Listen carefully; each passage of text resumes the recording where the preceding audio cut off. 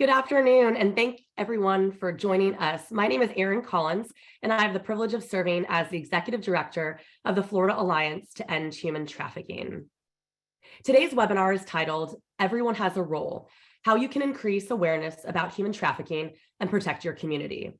Unfortunately, human trafficking is prevalent throughout the state of Florida. Florida ranks third in the country for reports of suspected human trafficking to the National Human Trafficking Hotline. In 2021, there were over 2,000 victims identified within the state. Human trafficking remains a hidden crime, and there are many victims across the state that need our help. Children are especially vulnerable. The average age when forced into a sex trafficking situation is between the ages of only 12 and 14 years old. Human trafficking can occur in any community, and victims can be any age, any race, any gender, or ethnicity. Today, we are joined by representatives from the public and private sector that have made a commitment to ending human trafficking. At the Florida Alliance to End Human Trafficking, we believe that everyone has a role to play in this fight. Since many victims are hidden in plain sight, we must not only rely on law enforcement, but also on businesses, nonprofits, governmental entities, and citizens to identify victims of human trafficking and to report them. As more individuals across the state are educated on human trafficking, more victims will be identified and receive the help that they deserve. Today, I am joined by Hillsborough County Clerk Cindy Stewart, Jason Mozo from the Florida Chamber Safety Council, and Holly Prince with Simply Florida. Our panelists are all committed and have taken proactive steps to address human trafficking awareness in their place of business. Before we get started, I want to ask each of our panelists to introduce themselves. Clerk Stewart, I'll toss it to you first.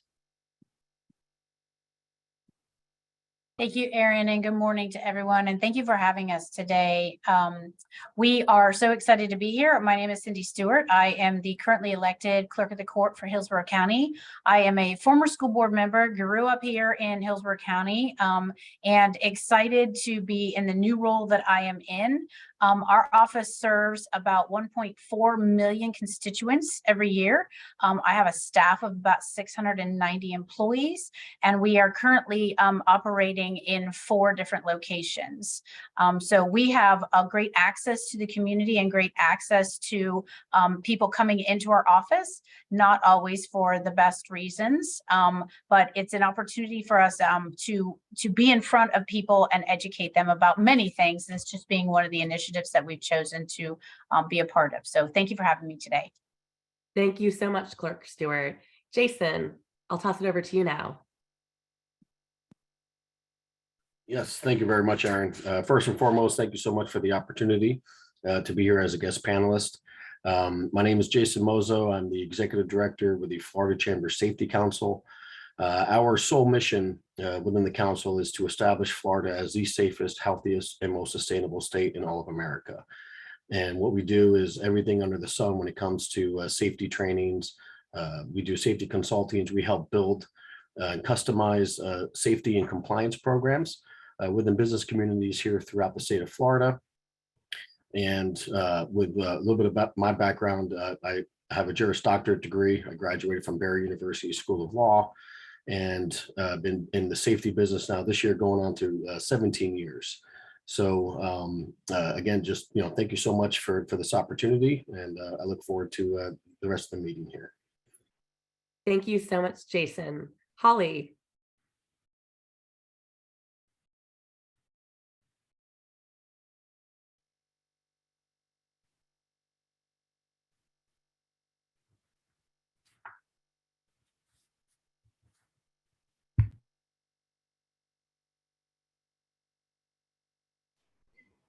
Hi, everybody. This is Holly Prince, and sorry for my technical difficulties there. I am the president and CEO of Simply Healthcare, and what Simply is a Medicaid and Medicare managed care organization that we have the privilege of serving over 900,000 individuals living in the state of Florida, from the Panhandle all the way down to the Keys in Monroe County. We have been on a journey to really think about healthcare in terms of a holistic, patient-centered, whole healthcare model that embraces that philosophy for our members and for the communities that we live and work in. As Aaron said, this is human trafficking really disproportionately affects youth, and we are in a pretty unique position as a Medicaid plan. We have 850,000 members who are in our Medicaid or Florida Healthy Kids program, and those are programs that are really centered largely around women and children. And so, it's a really relevant topic for us and one that's super relevant to our members. And we are very, very happy to be here today and be part of this discussion with this panel. So thank you so much. Thank you, Holly. And again, thank you everyone for joining us. So as your facilitator, I want you to know that we're really interested in your questions and your comments. My colleague, Robin Metcalf Blank with the Florida Alliance will be monitoring it as we go throughout today's webinar. So please submit those, the comments and your questions via the chat. Before we begin with the panelists, I would like to start by providing a brief overview of human trafficking in Florida. I thought it would be helpful to provide background information on the realities of human trafficking in our communities before we learn about the role that the public and the private sectors can play to address it. So we know that human trafficking involves the use of force, fraud, or coercion to obtain some type of labor or commercial sex act. It can cause someone under the age of 18 to engage in a commercial sex act, regardless of using force, fraud, or coercion, which is human trafficking under US law. Human traffickers use various forms of force, fraud, or coercion to control and exploit victims. And these forms may include imposing of some type of debt, fraudulent employment opportunities, false promises of love or a better life, or psychological coercion, or even violence or threats of violence. Human trafficking can happen in any community, and victims can be any age, any race, any gender, or nationality. In many cases, victims do not come forward to seek help because they're vulnerable. There might be potential language barriers. They have a fear of law enforcement, or they don't identify as a victim. Human traffickers exploit many vulnerabilities to victimize people. Vulnerabilities for children may include lack of safety at home from violence, abuse, or neglect, homelessness or runaway status, lack of proper care in the child welfare system. Other vulnerabilities for adults and children can include having a lack of trust in government institutions, economic hardship, isolation from family or their communities, displacement from natural disasters. Human trafficking is the second largest global industry behind illegal drug trafficking and impacts tens of millions of children and adults worldwide. In 2021, there were nearly 3,500 victims of labor trafficking identified in the US, and Florida is ranked second in number of reported cases of labor trafficking.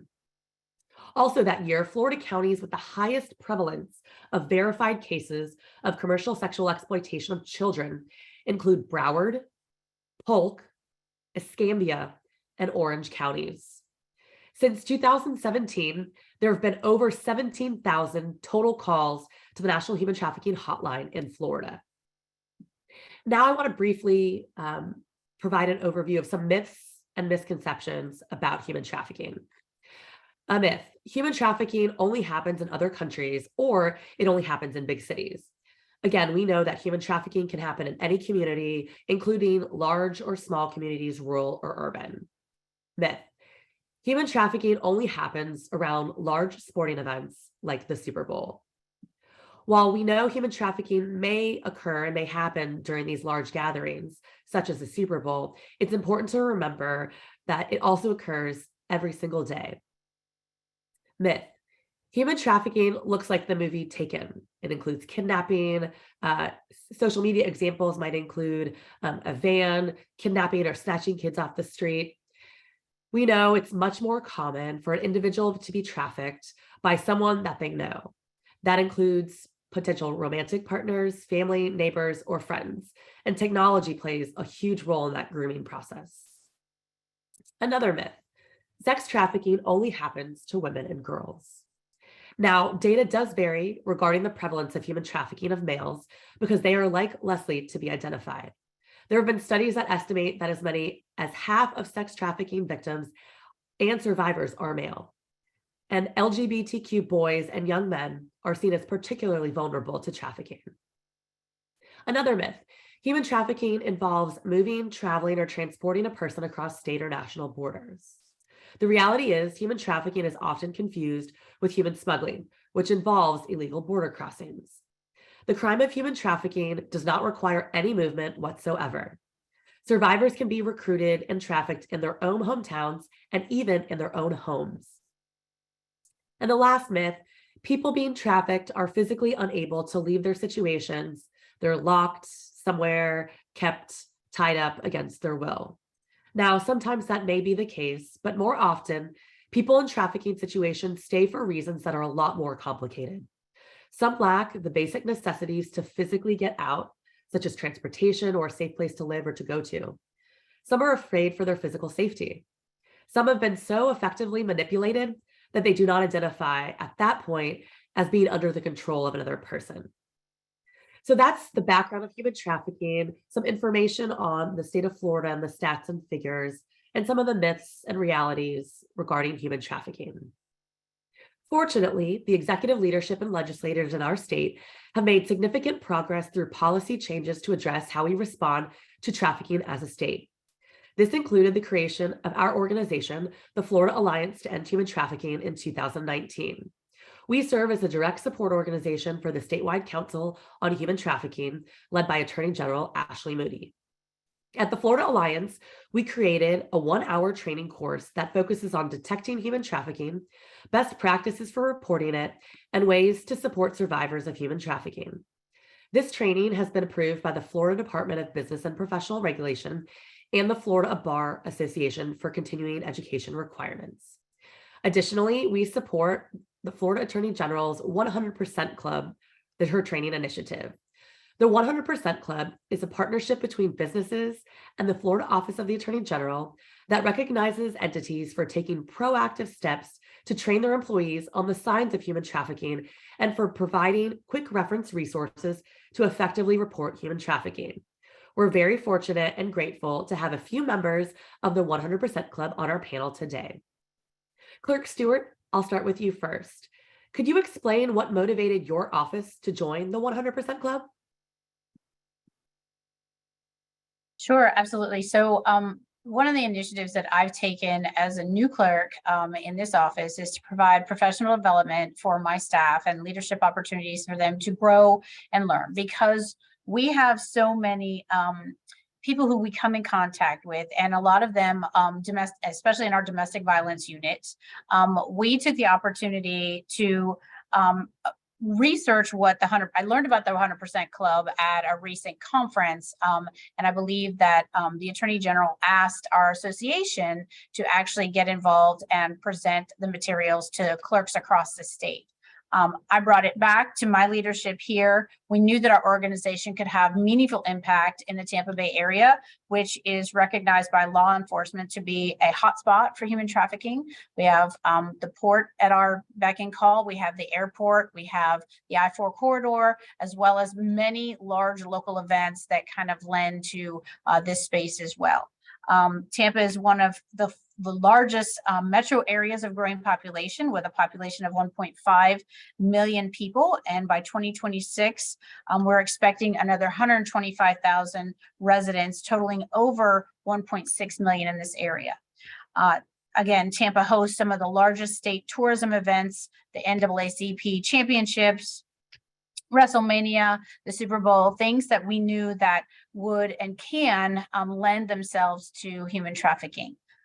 It was a great opportunity. My staff really stepped up. I was a little bit surprised at how quickly they took to the training and how fast we were able to get to the 100% Club. And I actually had no idea until Ashley Moody came and saw us a week and a half ago and told us we were the largest government and business agency to actually complete the training. So that was a little bit of a surprise to me. We're very grateful. Again, it was something that it was not difficult for my staff to fit it in. It's a 1-hour training.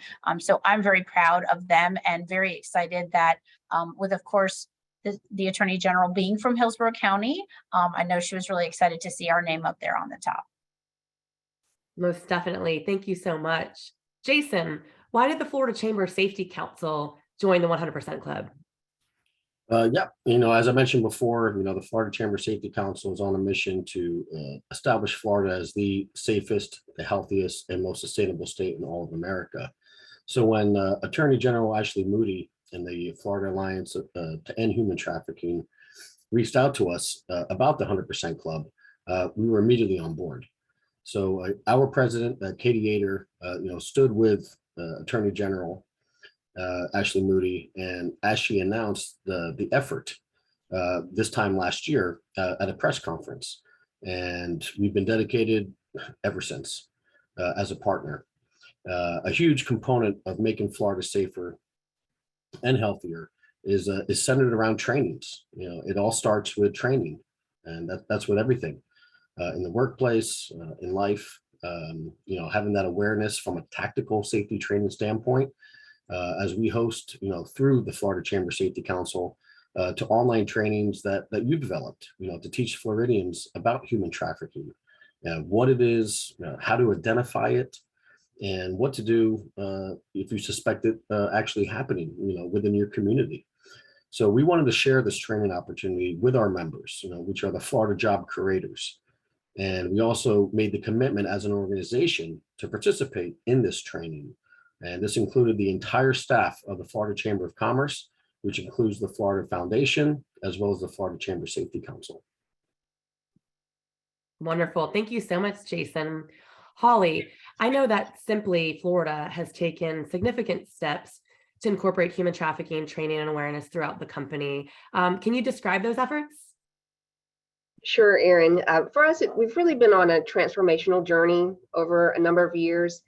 We, as a Medicaid organization, are required, and for as long as I can remember, our case managers in the organization were required to take a training on abuse, identifying abuse, neglect, exploitation. And that was our case management group. And that group was coming back to us, those people in the field, those individuals who live here in Florida were coming back with these heartbreaking stories and stories of resiliency of what was happening within our members. And we started thinking as a management team, is that enough? Right? That's the mandatory statutory training that we had to take. Is that enough? Do our employees have the right tools to recognize when they see somebody, to your point, Erin, somebody who might be quote unquote hiding in plain sight right there, not what you would think of as a typical victim. We started questioning as a team, are we doing enough? And that led us to talking to Florida State and the folks who are running their trauma center. And it led us to a discussion around how do we create awareness? How do we create programs that help us recognize people who are suffering from trauma, who are victims of trauma? And that's where it started. Started with awareness. And at first we said, well, let's train not just our case managers, but anybody who touches our members, because our members they might be calling to our call center. So they're not care managers, but they are calling into our call center. They might be in a provider's office with one of our providers. So what are we doing there? And we created this in partnership with FSU, this awareness training. And we had such an amazing response, Erin, from our employees and providers from that training of people really want to understand, they want to know how to help. So from there, we started training trainers within our organization. So we have a program and we have more than a dozen folks who've gone through a 20-hour training, and they are trained as experts and are able to keep that awareness and that training going within our organization.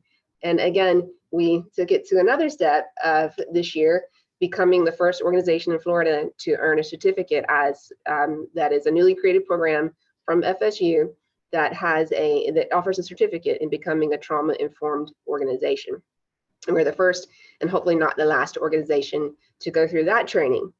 And as our folks were out in the field, one of the things that we saw, and that is very, to your point, very, very, very difficult, is people who are victims of human trafficking. And we had very real examples of that.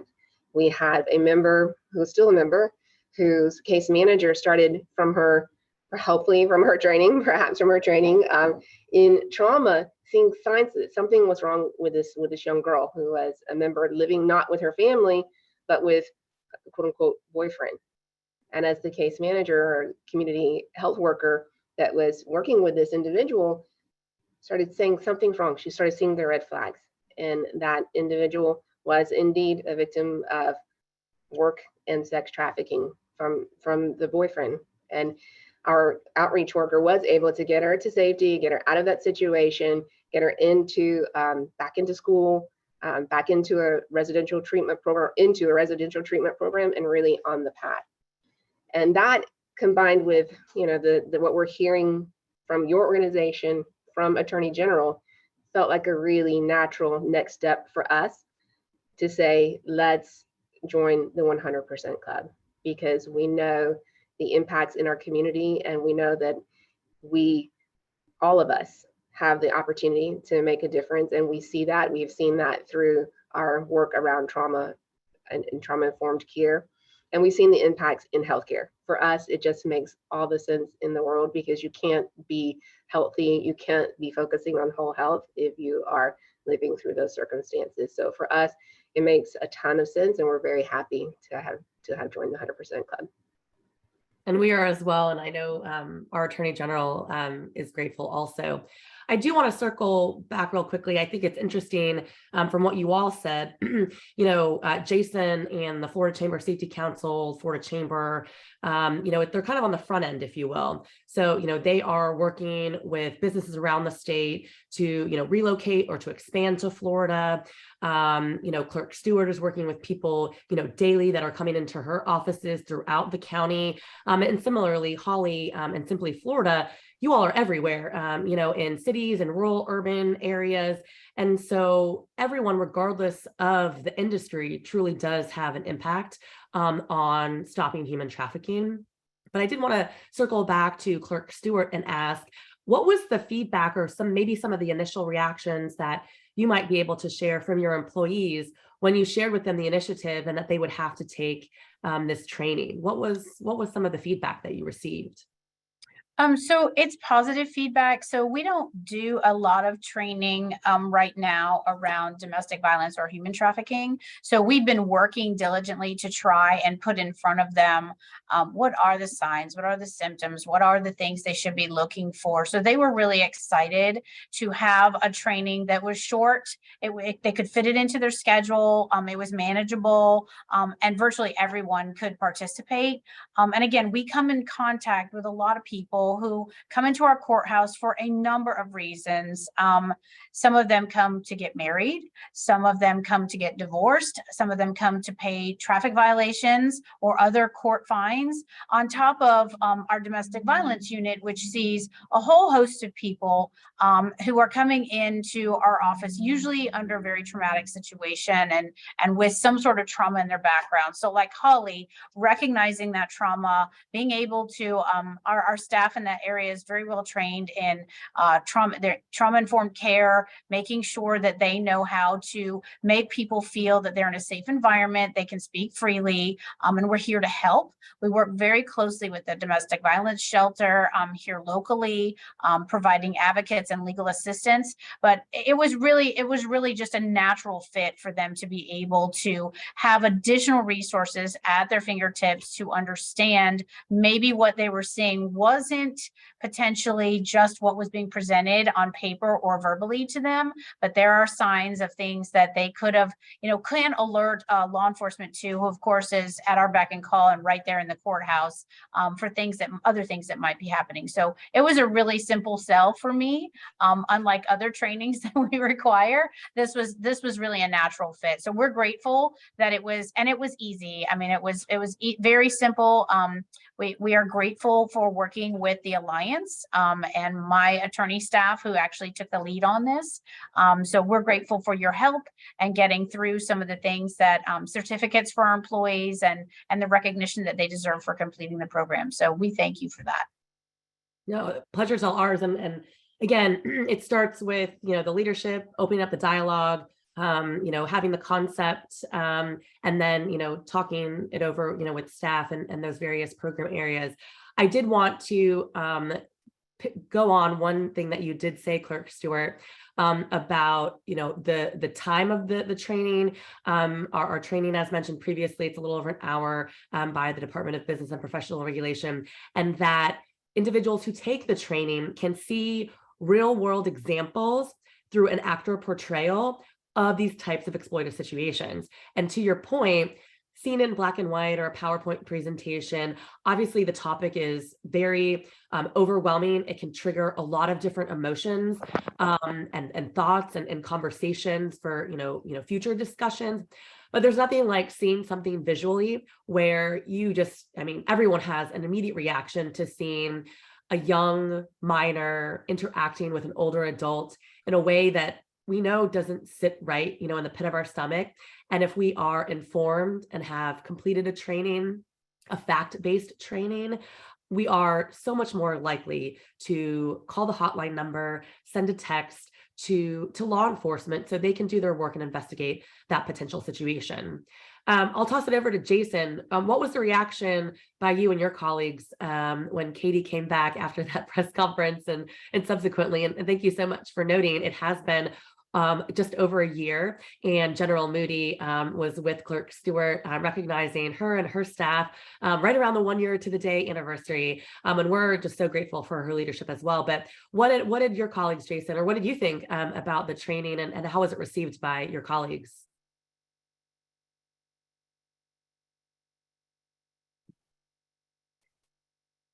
Jason, you are muted. I just realized that. I apologize. I thought I hit the unmute button. All trainings of all kinds is incredibly essential to not just the employees, but also the employers.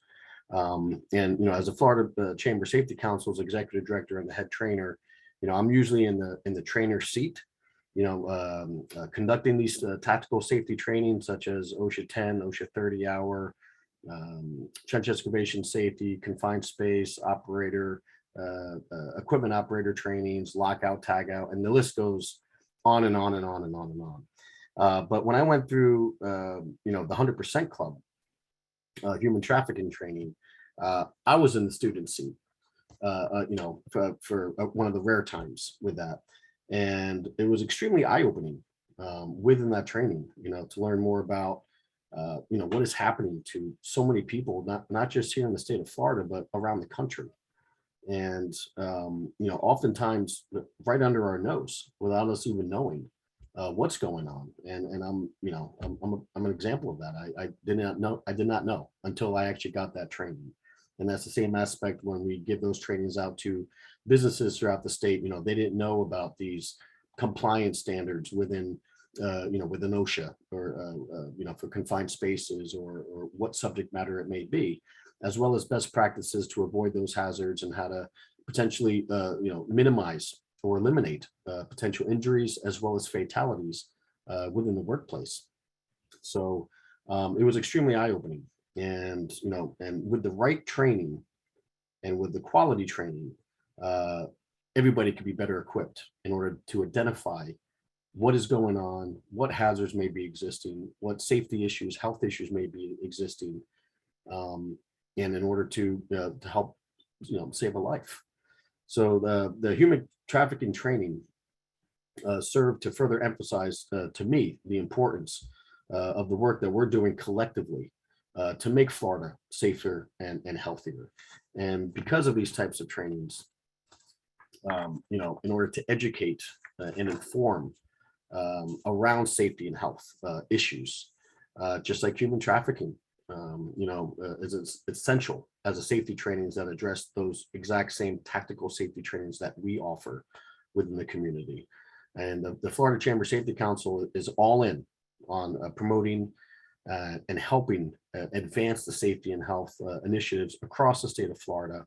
And we're proud to partner, with you on this effort. And as far as our team members go, our own 100% Club training inspired conversation throughout all of our teammates. I know that a lot of us, we've brought that home to our families, to our friends, to educate them, to let them know, these, we had this type of training, and, to bring better awareness, and where they could also spread the word on the importance of this topic.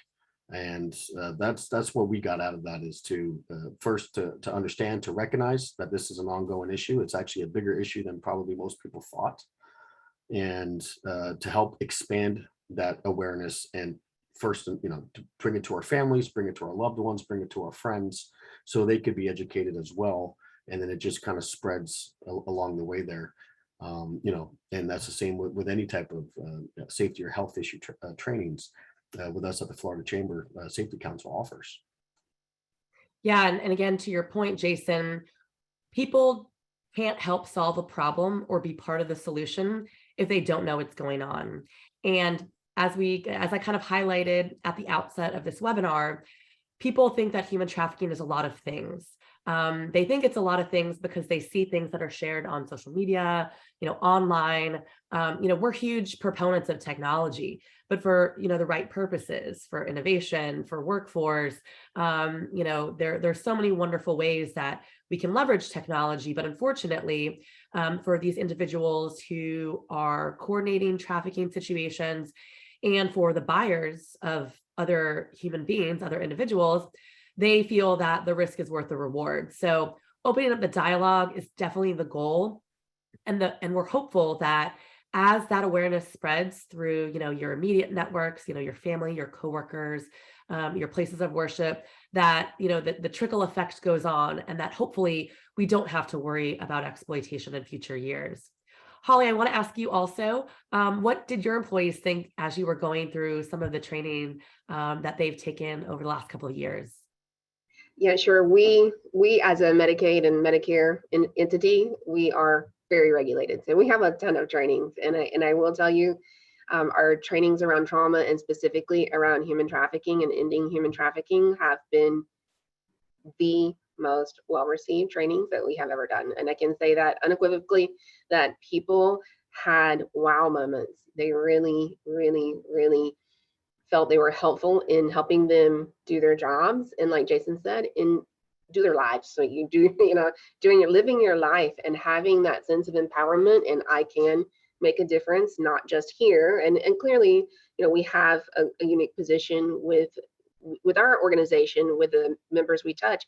But, people, to Jason's point, they have families, they go to church, they live out there, and having that sense of awareness and empowerment to do something has been incredible. And I will tell you, it's generated water cooler conversations. I heard today a water cooler conversation from somebody who had recently been through the training around human trafficking, and saying, hey, did you know this? And I just was overhearing that, and having that awareness and that dialogue, and again, back to the empowerment and what should I do and how do I recognize it, and what should I then do, and I can be a part of it. It has been hands down best received training that we've had, and we it's not mandatory through our regulators. It's something that we voluntarily signed up to do, both around the trauma and in ending human trafficking. And I have been so grateful that we did. That's wonderful. And I want to add on to what you just mentioned, Holly, about it's not required, but you took proactive steps.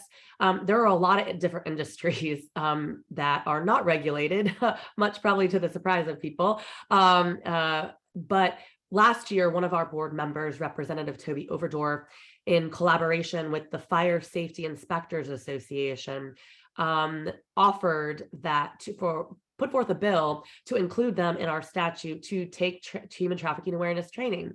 So you think about it from different industries that interact with the public at all sorts of hours of the day, points in time, and again, for fire safety inspectors, residential and commercial, they're going into parts of buildings, both small and very large, that the general public cannot. So we might see something if we go to a restaurant, or a retail shop, or, we're in a hotel, throughout our state, and we think something might be going on, but we don't have that further context because we're not behind the closed doors of the kitchen, or, where the staff, might be taking their breaks to see kind of the full picture. So that's why getting some of the potential signs and indicators across different industries is so important, and definitely challenge everyone on this webinar today, if they haven't already, to take the Florida Alliance training. As everyone has articulated, it's only an hour. If you want to do it in one sitting, amazing. If you want to take a few minutes out of your lunch break for a few days, definitely doable too, because you never know what you might be stopping if you see something suspicious out in your community or in your daily life that could prevent something from continuing if it's already occurring. So as I think about some of the things that you all have said today here already, obviously you represent a diverse profile of professionals that are making a difference in Florida. And we know that the training efforts mentioned by all of you might be the first time that both, you and your colleagues are learning about human trafficking. So to follow up kind of on some initial conversation, I'd be interested to learn from each of you on what impact or change in behavior that you have seen from your employees, your colleagues since taking the training. Do they think that maybe the training and the new understanding about human trafficking has the potential to save lives, identify more victims in need? Jason, what are your thoughts on that? Yeah, basically just kind of what I mentioned before, how, safety trainings, no matter what the subject matter is essential, to all businesses, to all employees, to all employers, and within the community itself. And, like I mentioned, me as, being one of the head trainer within the Florida Chamber Safety Council, and always conducting these trainings, and through my, now going on 17 years of experience doing that, there is times where I am in that, student seat and learning more. And to become a better educator, you have to be a good student first, and to really understand and to really learn about the issues, the safety, whatever the issue may be, safety, health hazards, sustainability issues, things of that nature, where we can actually take that information and educate, our students, our community, our businesses in a much more, intelligent manner, and to really keep it, to bring it to an eye-opening aspect that, this does happen, in the 17 years that I've been, a safety professional, conducting safety trainings through an array of different industries, not just here in the state, but throughout the country. I would say just about every single class of the people that I train, there's always a few of them that come like, wow, I've been doing this for 30 years. And I had no idea that was not compliant. I had no idea that was actually a safety issue. Wow, I've gotten so lucky that I haven't gotten hurt, or, I haven't gotten killed, or I haven't hurt somebody else along those ways. So, but with that, the human trafficking training that was offered to our to our members of the Florida Chamber of Commerce, the Florida Chamber Safety Council, and the Florida Chamber Foundation was extremely essential, and was definitely eye-opening, like I mentioned before, not just to myself, but to my colleagues. And I know that we've expanded that education further along the road, because we all know that the more education that's out there, the more training, the more knowledge, the better the outcome will be when it comes to potentially saving somebody's life, and making the right choices, and helping anybody out there. So that's basically what we got out of that, and how this training kind of reflected with me as a trainer, to really was an eye-opener in so many ways. Sure. Clerk Stewart, did you hear, again, anecdotal stories from your employees and your colleagues? Did their behaviors change, things that they took away after they completed the training? So I would say we consistently obviously look for additional trainings and ways for our employees to improve their experiences here in our offices that make a difference for the community. One of our top priorities in strategic planning is our customer experience. So as people come in, I think our employees felt very empowered that they could make a difference, similar to, the people who work in our domestic violence unit, but even people who work at a customer service front counters and on the phones.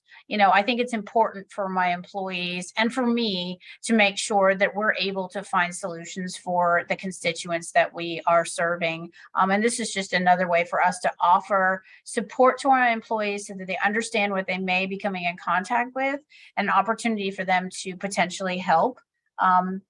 We have a lot of shared common spaces with judges, with JAs, with clerks, with the police department and the sheriff's office here. So making sure that the information is out there and it's available for people to see. And I think that the biggest thing that my employees probably took away is that they could potentially be in a life-saving situation, no different than they would be in a situation where they were, performing CPR on someone who needed an emergency care. This is just another training and opportunity, another tool in their toolbox for the work that they do for people who come into our offices, who are typically in some of the most challenging communities that we have in Hillsborough County, and potentially, living through or dealing with things like human trafficking or domestic violence. So for us, it was simple. I think our employees it was well received, obviously. I know that we offered the opportunity a few times, and this was not me running around beating the drum and trying to make sure everyone did the training. Again, it was not a forced thing. It was an opportunity. It was voluntary. So to see my employees step forward the way they did, and with the number of them that have completed the training, we'll continue to offer it, but there really was no heavy push from us other than just putting it out there that it was available. And they really stepped up, knowing that I think that they could use it in their daily work and understand better maybe what was standing in front of them. So I'm grateful for their opportunity, their educational space, and being able to do a better job at what they are doing every day. No, thank you so much for sharing that. It's so important. Holly, do you think any of the behaviors or changes or your employees and your colleagues after taking training, they might see situations that they've previously come across in a different lens because of the training? 100%, 100%. No pun intended for the 100% club, but yes, absolutely. I told the story, and this very recent story actually, of the young girl who lived in the community. Routine outreach for to close a HEDIS gap around a health measure, completely unrelated, resulted in completely changing the path of this young girl's life, who was out of that situation. That was so empowering for the team to say you can make a difference. That story has just been really uplifting, and it really has our training and our awareness and what we're doing and what you all are doing doesn't do anything but help that story replicate and repeat and happen again and again. Our team is saying, how do we get the message out?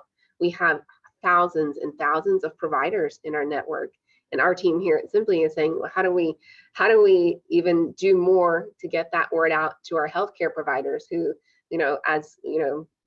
many times victims in these circumstances will be seen by a healthcare provider, and possibly multiple times before they are recognized as being victims of abuse. So we have that empowerment. If we have the opportunity to change a life, and all of us have that opportunity, has been amazing with our team. And we've, like I said, we've seen it, and we've seen it happen, and are looking forward to continuing to be ambassadors. I think that's really what our employees are most looking forward to, is how can we be ambassadors to get the word out, to continue this really great mission that the Alliance is on.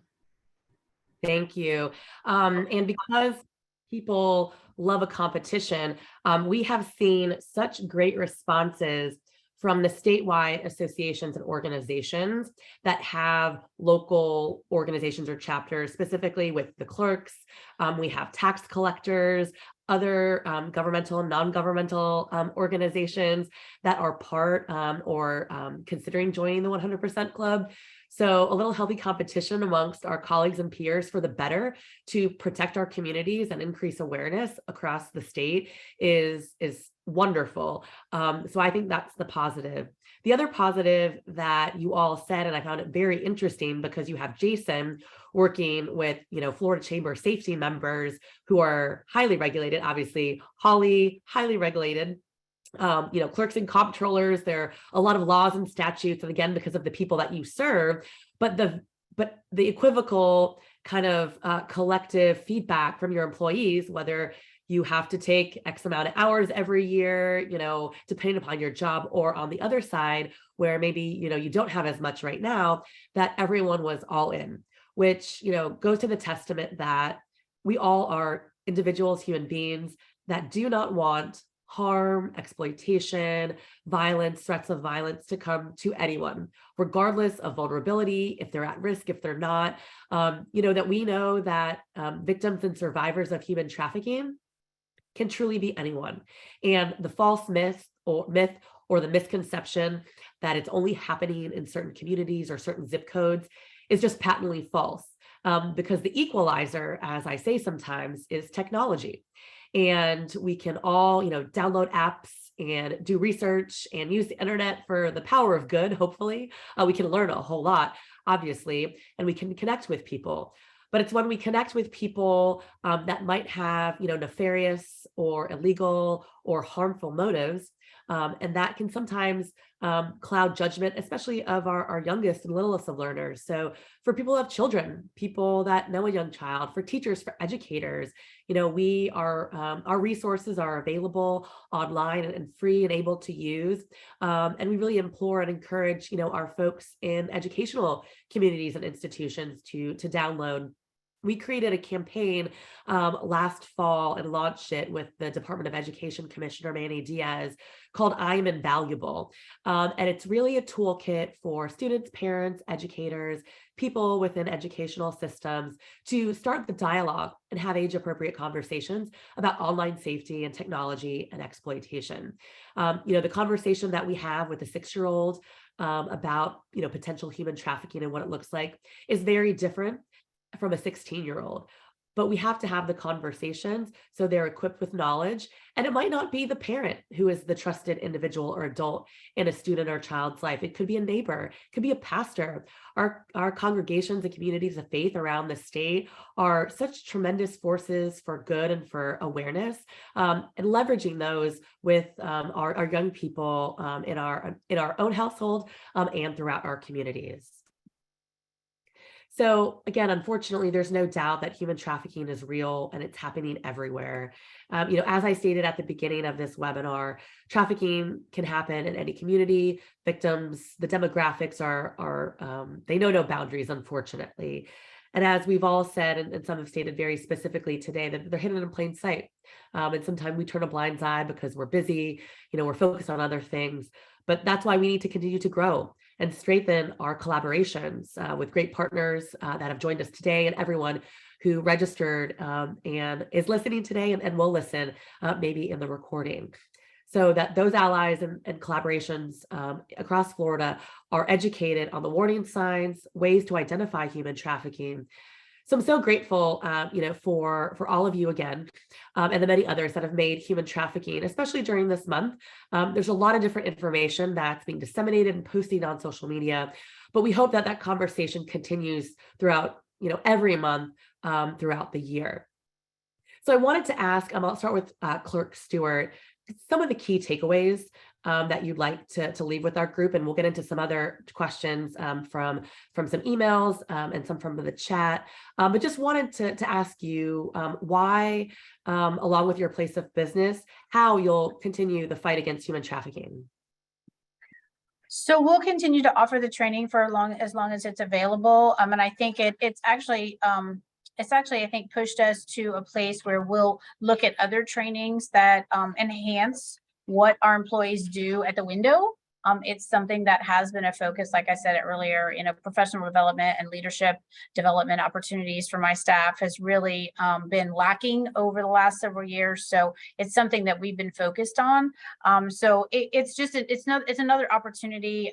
We focus a lot on DEI trainings and a lot of professional development training. So this just fit very naturally into our library of things that we'll offer to our new employees as they're onboarded, but also to to our existing employees.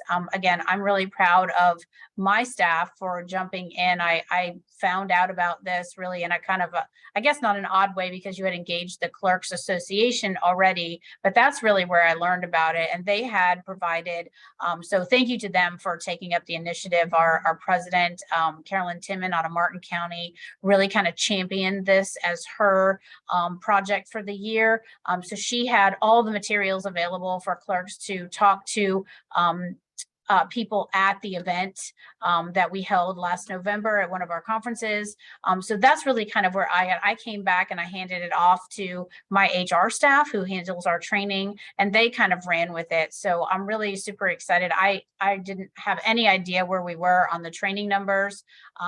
I watch the trainings we pay for, but not as much the ones that are offered free, because obviously it's taxpayer dollars that we're putting out there. But I was really excited to see that they had taken such an interest. So again, I think we hire and have a staff that is extremely compassionate. They're extremely sensitive to the needs of the community and the people who are coming in front of them. And they do everything they can to make sure people understand the situation that they may or may not be in, and to help them get into a different situation. So in all facets of the work we do, and obviously our office is governed by many, many statutes, and there's a lot of work that we do. But this is, again, just one thing. It's being that we know where Florida sits nationally, and as a former school board member, I know that it's prevalent in this community. People kind of don't recognize the signs.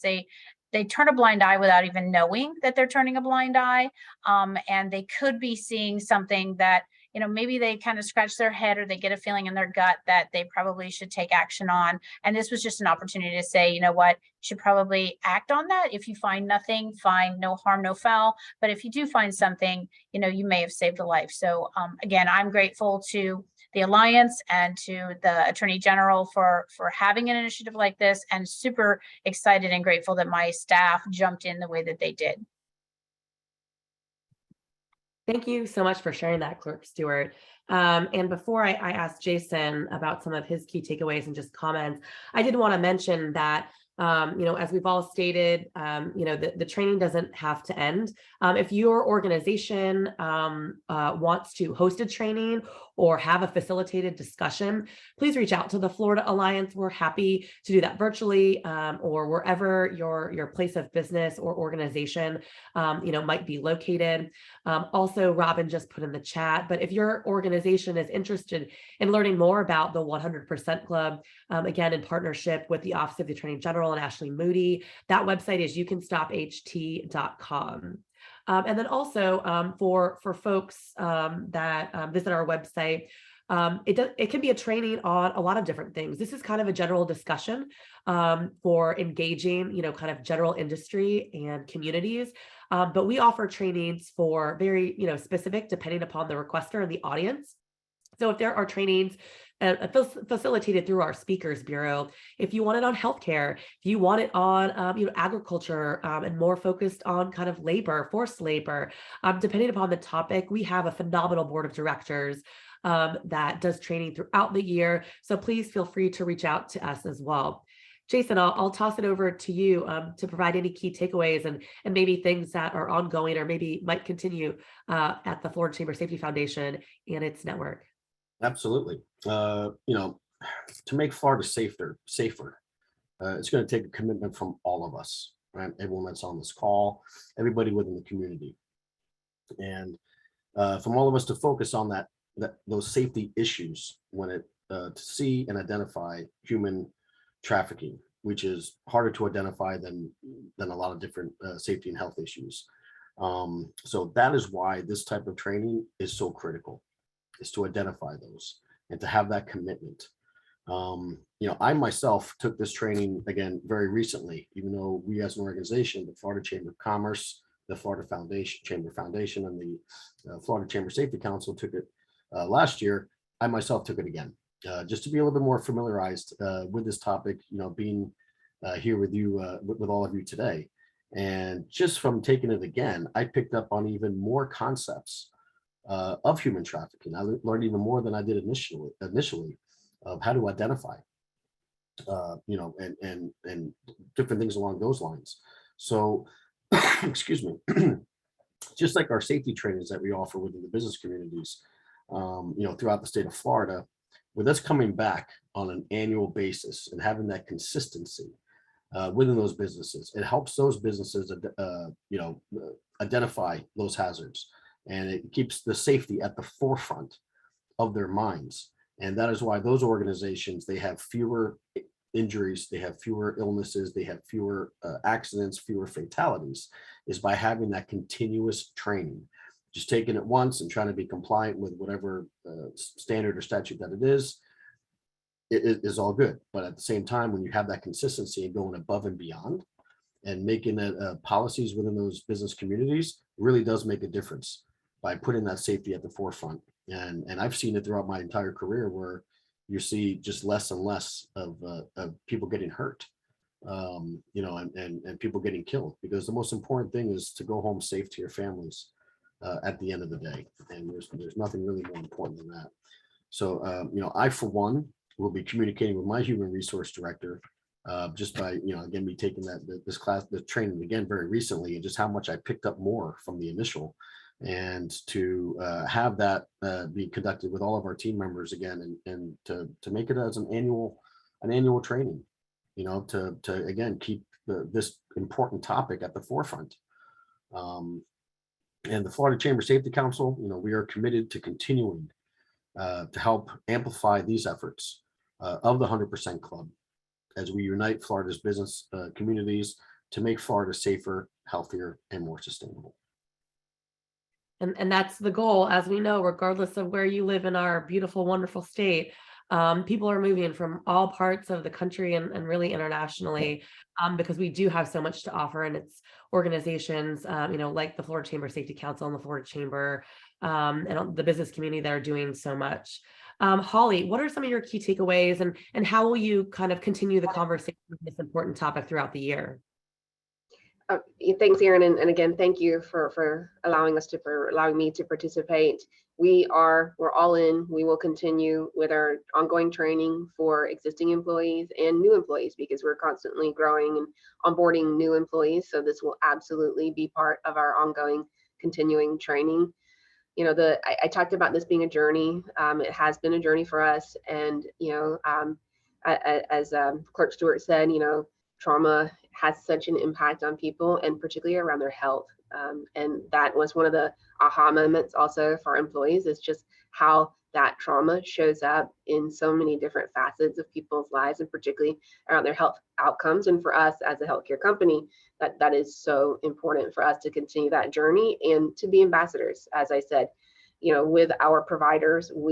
That's our next step. Our immediate next step is not just stopping with our employee group, but getting more people, a coalition of the willing, if you will, on board, and helping bring our providers close to it as we go through our trauma-informed care journey.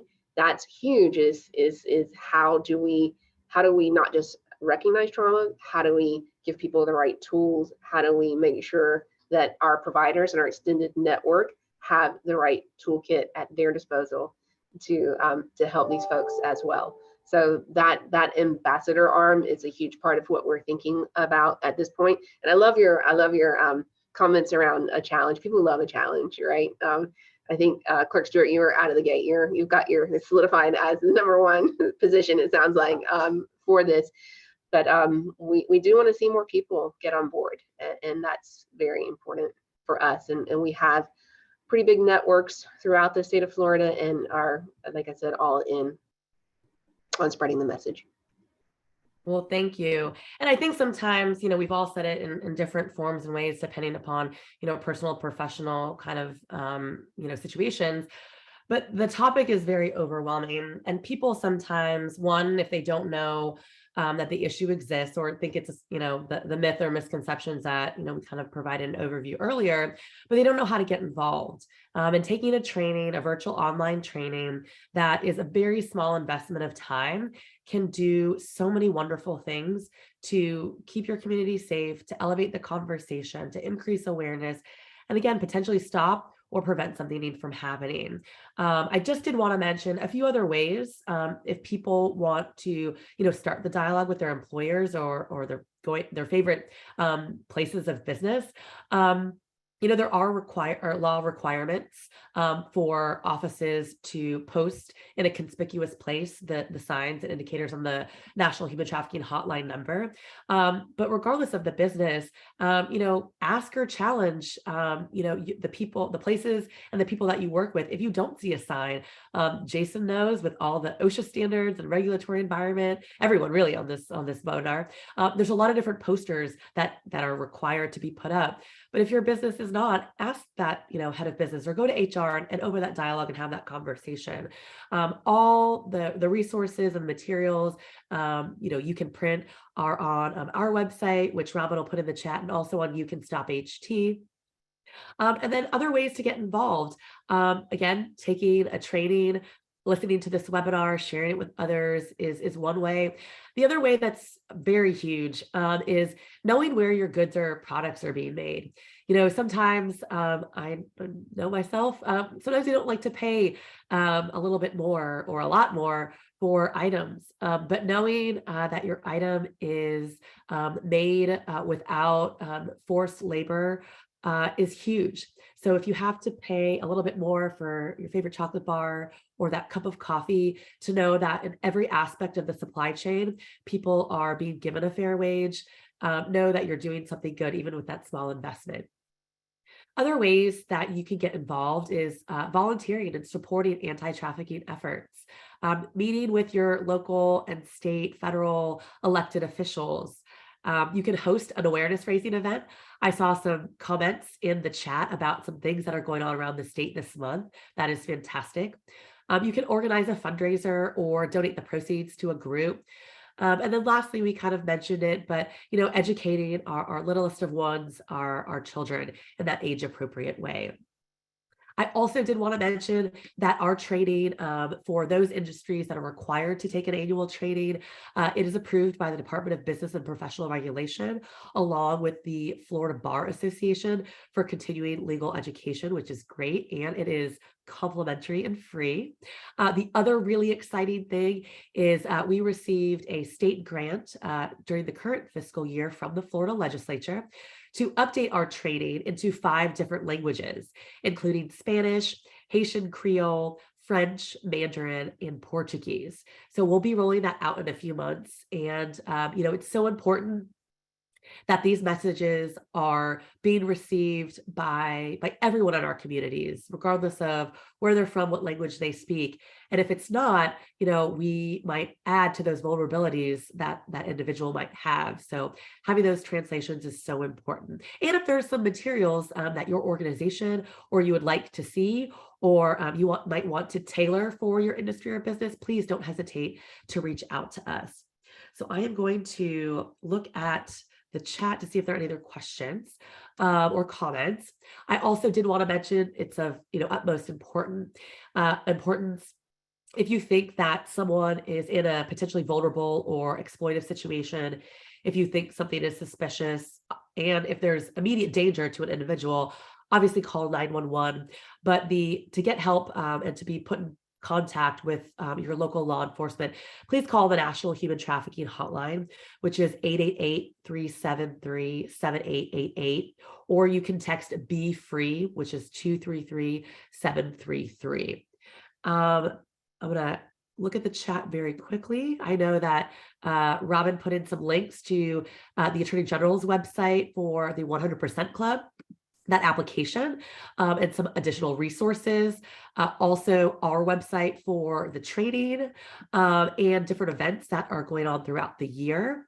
So with that, if there are no other comments or nuggets of information that our panelists want to share, I will toss it out. No pressure. If something's come to your mind, please feel free to share it and interrupt me. You all are such a huge part of why the 100% Club and elevating the conversation about human trafficking awareness has been so successful. Again, really challenge everyone on this webinar to complete the training, to encourage your employer to be a part of the 100% Club and help us prevent exploitation in the state of Florida. So thank you to our panelists, to Cindy Stewart, the Clerk and Comptroller of Hillsborough County, Jason Mozo, the Executive Director of the Florida Chamber Safety Council, and Holly Prince, the CEO and President of Simply Florida, and for everyone that joined us today and will be listening to the recorded version. As mentioned earlier, we will be sending a follow-up email with some additional resources, the links as well, and the link to the recording. Thank you so much for joining us and have a wonderful day.